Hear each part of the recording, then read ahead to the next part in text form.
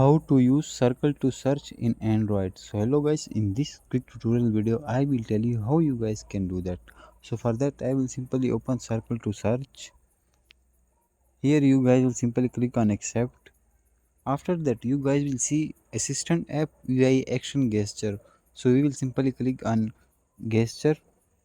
Once you click on it, you will simply click on I agree to use the following accessibility services. Now click on agree. After that click on go to settings. Here you guys will see on and downloaded apps. So we will simply click on downloaded apps. Here you guys will see auto click service circle to search link to Windows. So simply click on circle to search. Now click on circle to search and on it. After that click on allow. Now we will go to circle to search again.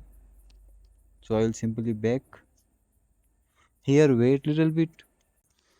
Now here you guys will see by clicking a floating button by holding down the bottom of screen. So select the top one. Once you click on it, after that you guys will back.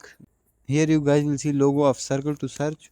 So whenever I want to circle to search, I will simply click on logo.